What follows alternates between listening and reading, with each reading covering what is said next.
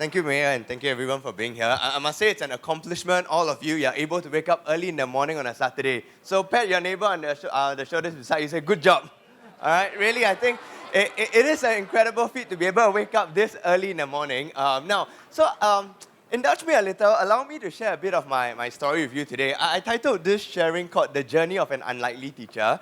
Now, first and foremost, maybe let me just talk a bit about myself. I'm an educator, as mentioned earlier. I teach economics.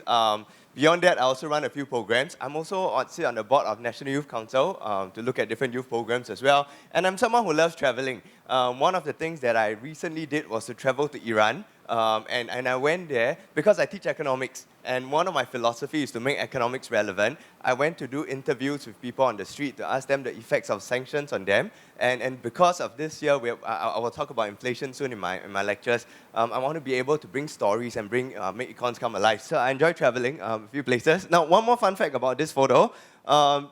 This photo here, it's taken in the Gobi Desert. Which was about a few years back where I ran 250 kilometers across Gobi to raise money for a Straits Times School Pocket Money Fund. To put things in context for the secondary school students, it's like running 2.4 kilometers times 100 times, then plus 10 more kilometers. So that's how 250 kilometers look like across 7 days. So technically, every day you do a marathon, then there'll be one night, you do an overnight marathon. So I did this with a group of my professor and a group of students. We wanted to raise funds for Straits Times School Pocket Money Fund. But also allow me to say this, it has never been my childhood dream to ever be a teacher. I still remember when I was in primary school, about primary 1 or primary 2, I can't remember, but I remember this thing that happened. My art teacher asked us to do this. Draw what do you want to be when you grow older.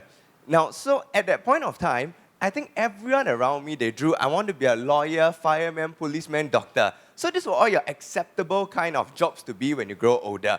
But when it came to my turn, I drew this. I drew, when I grow older, I want to be a chicken rice store uncle. Now, when my teacher saw this, my teacher's like, wait, something is wrong. Nowhere in our syllabus have we ever taught you to dream to be a chicken rice store uncle. In our syllabus, somehow we introduced to you fireman, policeman, lawyer, doctor, but never in our syllabus we talked about being a chicken rice store uncle. So allow me to share a little bit of how did this dream of chicken rice store uncle came about. When I was much younger, about primary school as well, my parents were separated and my mom went for this operation called the cataract operation. Now, how many of you know what's a cataract operation? Yes, I see some nods, right?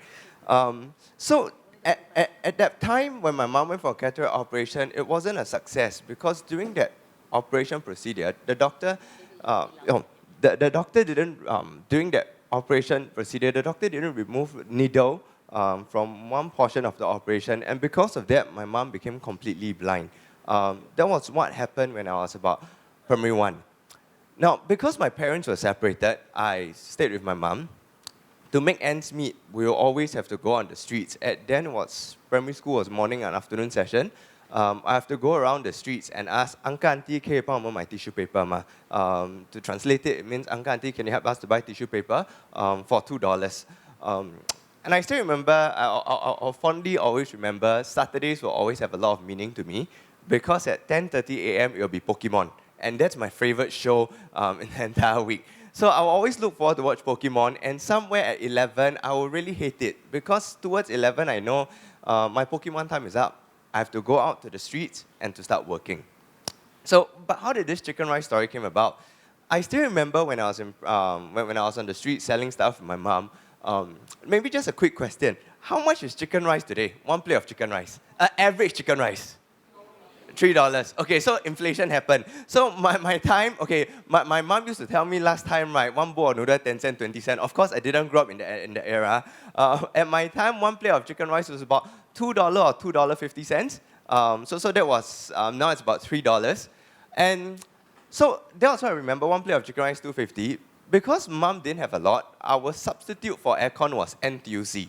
So usually during the breaks, right, I will go to NTUC, there's a freezer, I'll put my head in the freezer and I'll put my head up. Because that's my substitute. I have no aircon at home, so where do I get aircon? Go NTUC, put your head into the freezer.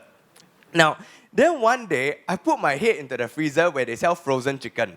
Now, So quick question. This one shouldn't change too much. How much is okay, I probably don't know if the students will know this. Maybe the working adults will know. How much will one frozen chicken cost in NTUC? About $5. Okay, so at my time, it was also around there. Now, then it dawned upon me, right, when I saw the chicken costing $5, I literally thought, right, I think the chicken rice uncle is trying to cheat my money. Let me explain to you why. Because, right, I figured out that, hey, the uncle give me a bit of rice and give me a few pieces of meat, right, and sell me one plate for $2.50. And I thought to myself, this chicken rice uncle to you might look poor, right? But actually, he's secretly quite rich because one whole chicken only costs you $4, give you a little bit of rice. That chicken, he serves you many, many plates. And maybe that's why I became an econs teacher and econs undergraduate. Maybe it started since I was very young. I started thinking strategically already. But that was my plan. That was how to get rich. How do you break out of poverty? To be rich, let's be teacher. Now, not teacher, let's be a chicken rice store uncle. So that was my grand plan then. But what happened was because since my mom was blind, she wasn't able to help me with my academics. And whenever, I won't forget this, I think at primary 5, my discipline master will ask me to come to find him early in the morning and ask me to bring this rectangular thing, which was a soap bar. And I remember coming to school early in the morning, and he taught me how to wash my clothes. Because after playing soccer, after playing hide and seek and all, right, I'll usually dirty myself. Because mom is completely blind, she can't see that I dirtied myself. So he taught me how to wash my clothes. And when I went to NS, that was my biggest life achievement. Because everyone, right, all don't know how to wash their own clothes, only washing machine. Then I went there, I know how to wash my own hands. But that was a primary 5 life skill that I learned. But that said also, because mom was blind, she was never able to help me in my academics. We have no money for tuition. So this meant that my beautiful PSLE score was 110. So this was what I got for PSLE, 110. And when you get 110 in the Singapore education system, this only can mean that you will go to normal technical stream. Now, when I was in normal technical stream, my mom passed on when I was primary 6, much after I finished my PSLE. Then after that, I went to BT Secondary School. But I was in a normal tech class, and I need to tell you, in a normal tech class, really no one knows what happened in class. Because we just go to school, yeah. At that time, to today they know. So at that time, when I go to school in the morning, right, all I just remember, my favorite part of the day was to let the teacher nag. You know why? Because the more the teacher scold you, right, means they don't teach you a lot. That means no homework. So we were like, that's why as a normal tech student, our job was very simple. Just make the teacher as angry as possible, come in, scream, shout, perfectly fine. Because that was our strategy. And we didn't know what happened in school. All I remember was this. After school was to play block catching, sometimes go around, steal car cabs. So those were the things that I do when I was much younger. And I picked up things like smoking, drinking was in a normal tech stream at that point of time. Now, but my turning point came also when I was in normal tech. Because I remember at that point of time, that's why this is one thing I love about secondary school that has a mixed stream. This is why one thing I love about secondary school a mixed stream. Because I joined Boys Brigade as a CCA, and I remember last time secondary school, early in the morning, we will come to school and be in a canteen just to hang out. So I remember one morning, my group of friends from BB, they were from the express stream. Then outside one, they said this, hey, David, why not we challenge you? For the first time in your life, you pay attention in class. Now, you must understand that I'm young and egoistic. I'm 13 years old. If you challenge me, I must say yes. I cannot say no. So for the first time, fine. I mean, I can do it. I mean, I can be a rascal in class. Fine, you ask me to pay attention, I pay attention, law. So I made a very clear point. Okay, I will listen in class. And I challenge accepted. What happened was the next period was math. Now, during the math period, I pay attention. Now, this was the first formula I ever understood in my life, which is known as pi r squared. Now, you might find it puzzling, especially for secondary school students. Hey, wait. How come Sec 1, then you learn pi r squared? Last time I asked people, what do you think was the first formula I ever learned, right? They say C squared equal A squared plus B squared. Hey, when you're normal tech, right, you only learn this in Sec 3. But when as normal tech, these are things that EM2 students learn at primary 5. But at Sec 1, I was first exposed to this formula, pi r squared.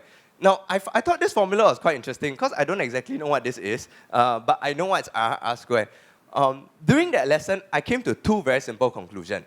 Conclusion number 1, either the teacher is stupid, or conclusion number 2, I'm smart. Let me explain to you why.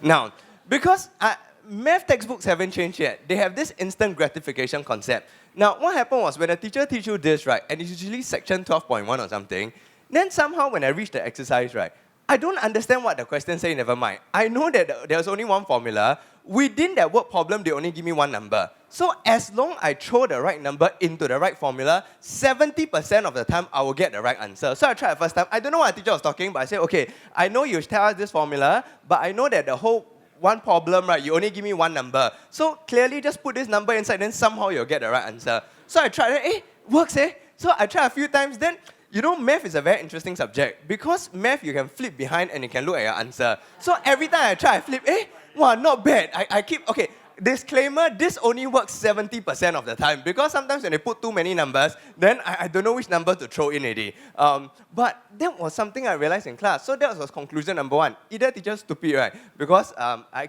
figured I'm quite smart. You just put the right number into it, then you get the right answer. Now, so this was somewhat happened. This happened at Sec 1. But you must remember context. I'm still in normal tech. In normal tech, no one pays attention in class. So towards Sec 1 exam, final year exam, then my friend said, hey, David, can you teach us math? I said, very simple. You see, as long you know the formula, you just need to throw the right formula into the right number in the right formula. Somehow, you will get the right answer. So my friends tried. Then it somehow worked also. Then at that point, I thought, like, oh, not bad. I think I can teach. So I say, career switch. Now, I don't want to be chicken rice store uncle anymore. Now I decided I want to be a teacher when I grow older. Let me explain to you why. I then realized, teachers actually make a lot of money. Okay, at that point of time, I must make disclaimer. I didn't know teacher need to do CCA, Sec 1 only. I didn't know they had committee work. So I seriously thought teacher came at 7, they left school at 1. All they do is to teach you some formula in class, then they tell you to apply stuff, then they go home and they make big bucks. Then I was like, wow, not bad. This is how to get rich. Don't be chicken rice store uncle. Because chicken rice store uncle, you must put in a lot of effort. But if you be teacher, you only work from 7 a.m. to 1 p.m. That's all. Done. So that was my Sec 1 career plan. Say, okay, change. I don't want to sell chicken rice already. Now I want to be a teacher when I grow older.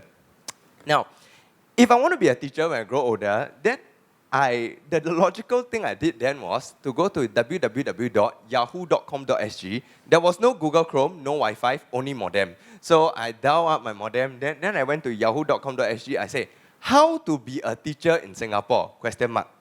Then it brought me to this amazing website known as the Ministry of Education website then. Now, so context. Okay, I'm in normal tech. So I asked myself, okay, normal technical student, what can I do? Okay, after Sec 1 to Sec 4 N level, go to ITE. Then I asked myself, okay, what's the easy? So I look over here, right? Don't have N level, never mind. I got Polytechnic diploma holder. So I asked myself, what is the easiest course to go to in Poly? Nursing. So I said, okay, I set my mind already. How to be a teacher? Let's go nursing. So as long as I study nursing, then I can be a teacher. So I said, okay, plan possible. So I click on this, Polytechnic diploma holder. You won't see this today already. Then it says this, if you have passion for teaching, I do. If I tell you the formula, throw right number in the right formula, so I think I have passion for teaching. Strong personal attributes and values. Okay, I'm a rascal, but I don't kill, I don't steal, I don't destroy. So generally, I think I fit this criteria. And a Polytechnic diploma, okay, nursing, settled. Then next thing, and at least 5 O-level passes. Very good, jialat, correct? Now, the moment I saw this, right, 3 words came into my mind. 笑了啦. Now, let me explain to you why. Because I'm in normal tech. If you're in normal technical stream, you will never do O-levels at that time. You will just follow the NT route. Then after that, once you finish Sec 4, then you go to Poly, then whatever path that charts you, you can even get a degree. But that moment when I saw that, right, it only meant one thing. It means as a normal technical student, I would never ever be a teacher in Singapore, even if I had a degree. Because one of the prerequisites is I must have 5 O-level passes. And if I will never be able to take O-levels, this means I can never fulfill my dreams. Now, what happened then was, then I asked my teacher, hey, I want to do O-levels, how? My teacher said, okay, not all is lost. If at Sec 4 N levels, you can get all A1s, you can do a lateral transfer to Sec 5 normal acad. So that was pretty much, at Sec 1, I said, okay, so that's what I'm going to do. Now, but I also must show you, these are 2 very important women in my life. This is my girlfriend, but I'm going to talk about this lady, Priscilla, who was my mentor. Now, so at church, I had this mentor called Priscilla. So I said, hey, Priscilla, I really want to do O-levels. And what she did was, okay, she believed in my aspiration. She said, now, I must tell you, it's a big deal. I'll explain to you why it's a big deal later. I told my teacher and I told her. So what both of them did was this. I still remember when I was Sec 4, she brought me a Primary 6 grammar book. Because the thing was this. At Sec 4, I struggled a lot with English. I couldn't figure out what was past tense, present tense, continuous tense. All I could do was I could only speak and could write a little bit. I was always confused with tenses. Vocab was never an issue. Vocab is something that you can keep learning. As long as you put in effort, you try to memorize. But my issue wasn't vocab. My issue was tense. So what happened was at Sec 4, she bought me a Primary 6 grammar book. Now, I remember at that point of time, I don't know if you remember, Primary 6 font size, right? The assessment book is it's huge as compared to secondary school assessment book. At home, we didn't have a lot. I couldn't study at home. I remember I had to go to McDonald's and I was wearing long pants, so I had to sit down. And when people walk past me, they will give me that glare, like, hey, wait, you're wearing long pants, no? Why are you doing Primary 6 books? So she believed in me. She told me that, hey, the root issue here to help you to get all A1s, we got to help you to improve your English. What you need to do is to figure out your tenses. Great. I told my English teacher about this. My English teacher then, what she did was, she told me, David, can you write me an essay? So I wrote her an essay. I remember next day going back to school, when I met her for consult, when she returned the script to me, both of us broke down in tears. I looked at my script, it was flooded in red. She looked at it, she didn't know how to help me. But she didn't stop. She said, David, we'll figure out a strategy on how to help you to do well. Now, I'll put this story here first. I'll share more later. Now, so what happened was this. At PSLE score, I got 110. Now, in 2004, I took my N-levels. Now, I still remember on that day of getting back my results, my school called me. Said, hey, David, you're the national top student. Now, at that point of time, like, what is national top student? This vocab too strong already. I don't quite really understand. What is national top student? I said, damn right, just come to school earlier. Basically, you just got top in the nation. So when I was going to school, I was secretly very happy. I was excited. I was like, yes, finally, I'm one step closer to my dream. I may be able to move to Sec 5 normal acad. But when I reached school, you see, the privilege of being top student, right? You get to see your results before everyone else first. So I at that point of time, then I opened my results slip.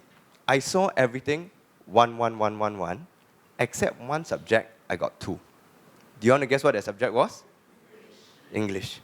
Now, the moment I saw that, I was devastated. My whole world came crashing down. I was so close to going to Sec 5 normal acad, but I couldn't make it. I asked my teacher, I say, can we do something about it? They say, you can't. Because in the system, it has already stated fine print that you must get all A1s before you can move.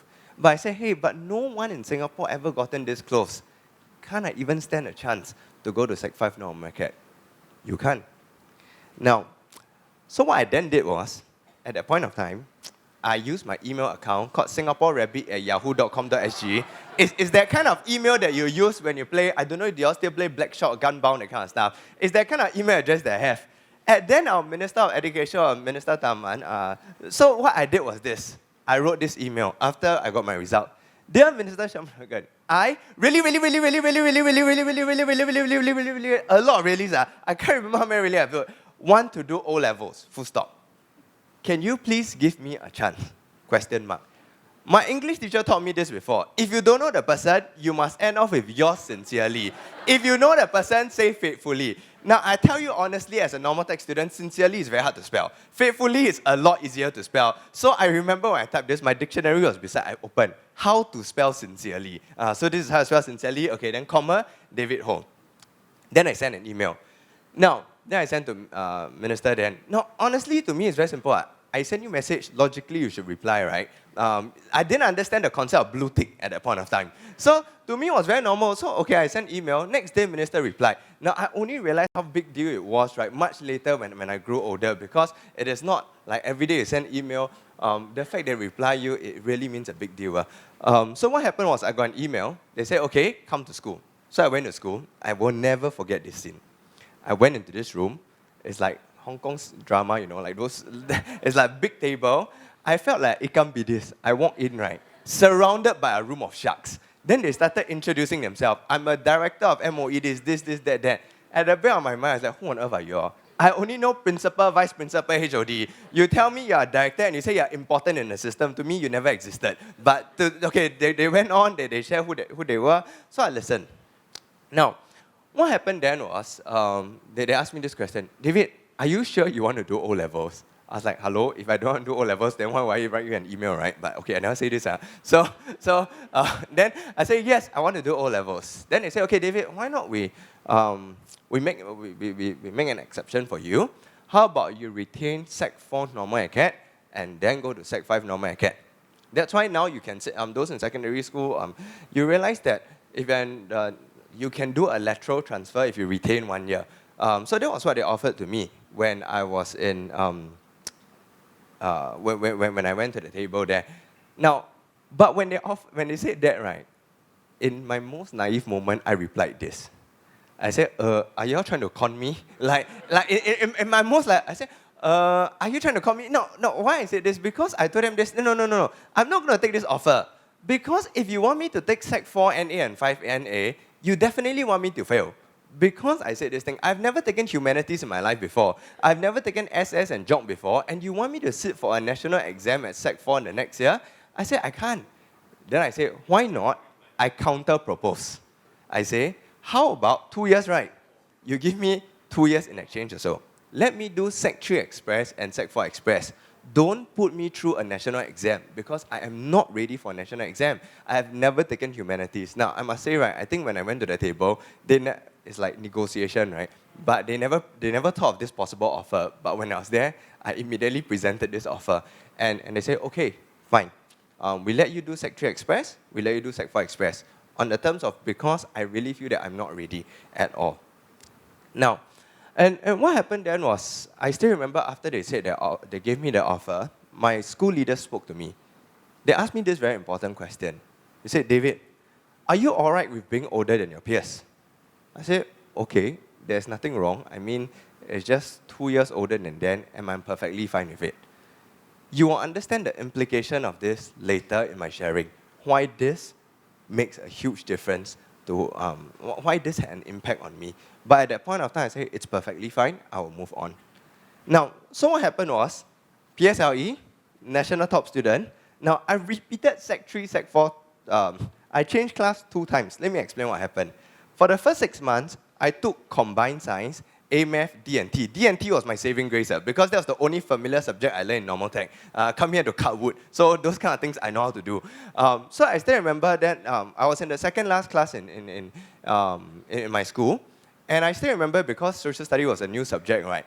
I still remember how I did it. No? I copied the whole textbook. Then I told my teacher, yeah, I studied. Then my teacher told me, hey, that's not how you study humanities. Humanities, you must learn how to form argument. But you see, from Sec 1 to Sec 4 last time, I've never done humanities before. I don't know how to form arguments. So my only mental model of the way to study is to copy. But my teacher helped me through.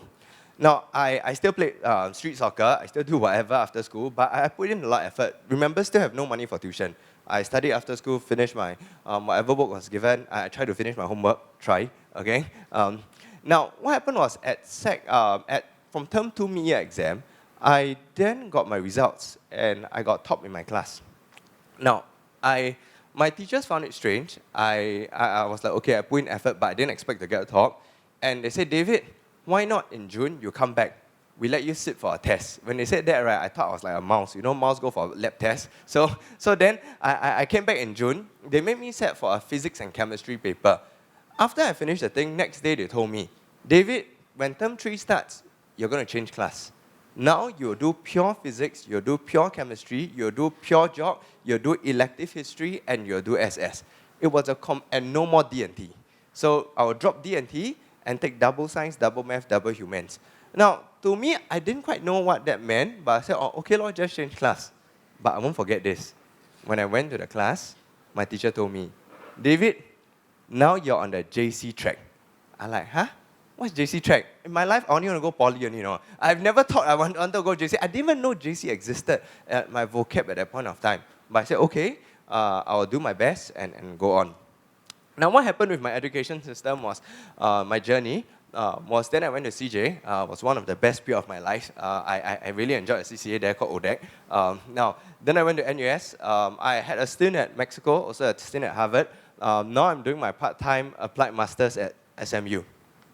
Now, I also must be upfront to say a few things. I must tell you I'm not the smartest. But one thing I know, right, is diligence will bring me somewhere. I always give people this analogy. Some people might be born smart, they are here, but I'm here. If I work hard enough, I will catch up. And that's my philosophy. I put in a lot of effort. I remember I told you the English story, how I knew that because language was never my strength, I put in a lot of effort, put in a lot of hours, just even at Sec 4, to face the root issue, to say that, hey, if the issue is grammar, I'll face it.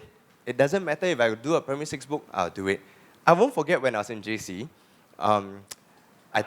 we took Chinese, right? So I must tell you in JC, I don't know if anyone can relate to this. No one ever asked Chinese teachers for consult one. So I remember our first time, I said, 老师, 我可以找你 for consult吗? I don't even know how to say consult, no. Then my Chinese teacher was very happy because no one will ever ask the Chinese teacher. Like, wow, finally got business, eh. then after that, I won't, because now I must explain why Chinese was a very important subject. Because when you come from normal tech, you are not equipped with the skill at that point of time to read and write. What you are supposed to be able to acquire was the skill of listening and speaking. So I could do that. But when it came to writing, I struggled. So at JC level, I asked my teacher if he could go through Chinese with me because I really can't write at that point of time. And my Chinese teacher agreed. And my Chinese teacher said this, 德才, 今天我们会 something like go through 5个课文, means 5 chapters. In front of the teacher, right? By the second chapter, I fell asleep in front of the teacher already. Now, point here is not to fall asleep in front of the teacher. Point that I'm trying to make is this. I wasn't smart, but I really put in a lot of effort just to match up to whatever I lack. That's one part of the story. Now, but I also must tell you that the moment I went to JC, I saw another spectrum of life. I went to CJ, and things started to change. When I was in secondary school, when people invite you to birthday parties, it's always block something. The moment when I went to CJ, it was no more block in front already. Something wrote something. Then, don't know what, then it's all private estate. And to get to their house is no longer a very near bus stop. You stop at a bus, you must walk very far just to get into their house. Things started to change. When I started to go to JC, I started to realize that things were slightly different. What I grew up in for a large part of my life wasn't what I started to see. I began to see something different. Now, I must say this. I have taken a longer route to reach my journey to be a teacher. I might have taken more than 10 years just to become a teacher. That was my childhood aspiration. I repeated secondary school, repeated. When I look at my friends, they might have taken just a few years, but I have taken at least 10 years to fulfill my aspiration to be a teacher. Now, but along these 10 years, I asked myself this question, do I ever regret taking a longer path? I say no, because I think I've seen a lot. So allow me, for this last portion of my sharing, before our Q&A, let me share with you a few things that I do, and how did they all come about. Now, I remember after NS, I did relief teaching in a particular school in Singapore, not exactly the best at that point of time. And I remember I took the normal academic class. And one of the teachers made this comment, don't bother, don't give them homework, they won't do one. If they submit homework, it's a miracle. After all, they won't pay attention. I mean, they're not interested. When I went in the class, I realized a lot of them, they were defeated. They were like, hey, I can't do math. I mean, I've been failing so many times in my life. What's the point? And I realized one of the worst mistakes we can ever give to such students is ask them study harder. Because if they've been failing for a large portion of their life, asking them to try harder will not pick them up. To me, the taste of success was very important. So what then I did was this. I created this social empowerment program called I'm Talented. Now, what I did to schools was, my appeal to schools was this. Please, send me students who are in need of these opportunities. When they come for this program, let me expose them to things that they won't learn in school. Things like, I know now we have our ALP program, all these different programs, but it's more like one school only have one niche area. But I say, why not you send them for this program over the March holidays, 2 weekends, partner with Central CDC. I say, let them learn things that they don't really learn in school. Fashion design, songwriting, robotics, building website. The whole goal was very simple. I wanted these kids to know this. Even if you're not good at math and science, it doesn't mean you're stupid. It just means that you have talents in other areas just undiscovered. You see, my journey to become a teacher was an accidental discovery. I didn't grow up. I wasn't born to say that I wanted to be a teacher. It was purely by accident that I realized, hey, I enjoyed teaching. So why not let me try teaching someone else? Now, so therefore I'm Talented came about. We got kids to come in over 2 Saturdays. They chose taster workshop, whatever they want to learn. Then after that, they do a deep dive. The whole goal was simple. By the time they graduate from this program, I need them to build something. I want them to taste success. Now, but how do we fit in that whole entire education system then?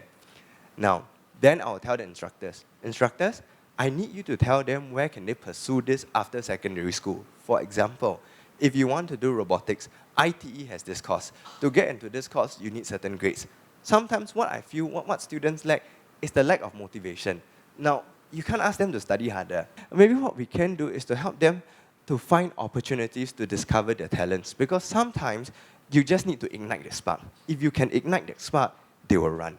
So to me, that was why I started I'm Talented, my normal tech journey, and I realized people are not stupid. They just need a reason. If we can only give these kids a reason, they will pursue something. Now, as I grow older, and I told you, once I went JC, life started to change a little bit because I started to see a different spectrum of life. I had the privilege to go to NUS and stay in this college called Tembusu College. Now, Tembusu College is a very special college in my opinion, because in this college, I remember meeting a lot of scholars, PSC scholars, different scholars, and within that whole dorm that I stayed, right, almost everyone all came from top-tier JC. Raffles, National, Hwa Chong, VJ, those were the common JCs that I hear. Now, but I also realized, as I was growing up, I always hear this complaint. They say, you know, all these policy makers, they don't know what's happening on the ground. One. So they set policy up there, but when it comes to the ground, the implementation effect is slightly different. Now, but when I heard this comment, I asked myself, are we to blame these policy makers? I say no. Because if you look at where I was, the people that I hung out with at that point of time, they were born into the family where some called their silver spoon in their mouth. They were born in the family with opportunities. We can't choose the family that we want to be born into. So I say, hey, the reason why they might not understand that much is not because they don't want to. It's because life circumstances have shaped them in such a way that they might not also have access to opportunities to understand more. So at Tembusu College, then I decided, I created this thing called T Mentors. Now, it's all about design, and it's all about knowing what incentives work for people. So to me, all these high ability scholars and all these high flyers, right, I say, what do they need? Them CV matters, right? So I say, okay, why not every Saturday, let's do a mentoring program with Newtown Secondary School. As we do this mentoring program, what I need you to do is this. If you're scholars, you generally have some academic aptitude already. So I say, why not you come every Saturday for a consistent period of 2 terms. These kids will come from Newtown because they're just beside our school. You help them with academic work. In between, we have some enrichment programs as well. Now, it sounds very simple, right? But my goal was very simple. My goal was simply, as you interact with these kids will tell you a different story. They will tell you a narrative that you have never heard before. And that worked, because even when I ran another program, the Straits Times School Pocket Money Fund, the reading project, right, I had PhD students that came to me. They said that they never understood why kids only wanted to go to poly. JC was never an aspiration, uni was never an aspiration.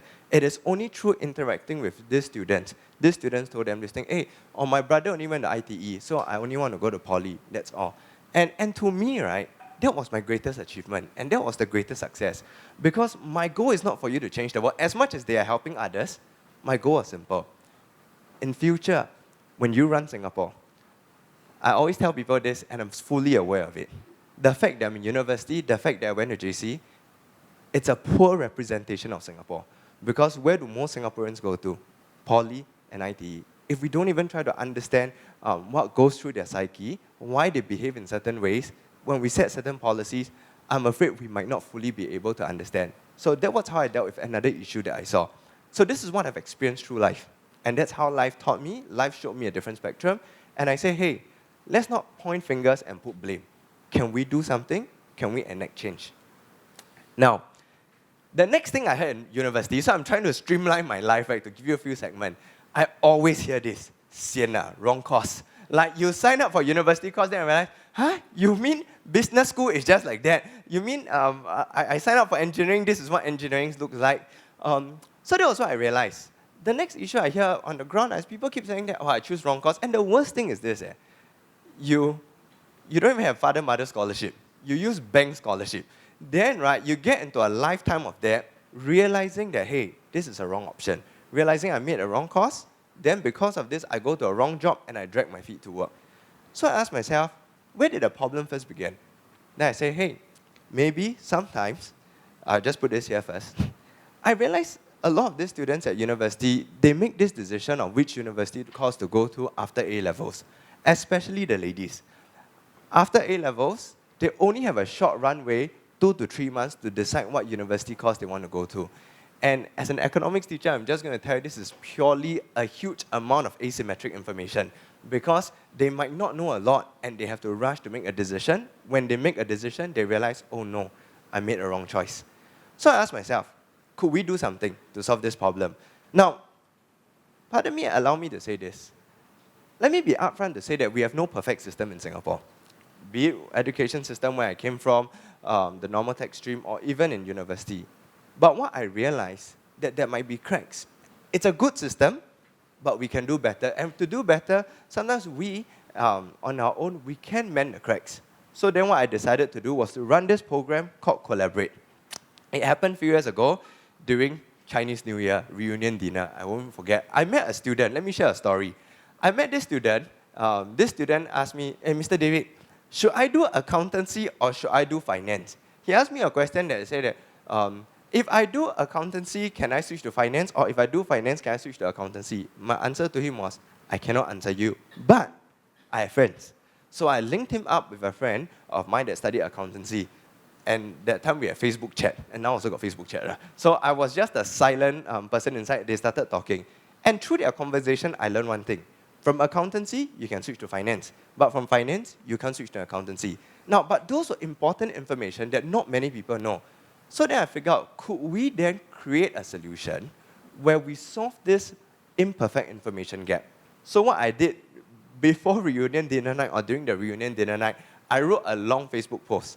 I spelled out the problem and I gave a simple solution. I say, why not? Let's start with this human library concept. We let these kids come after their A-level when they get their results. We let them speak to people in different professions. You can be in law, you can be in finance, you can be in engineering, or in this 20 to 30 minutes, allow these students to ask you questions that they cannot find an answer online.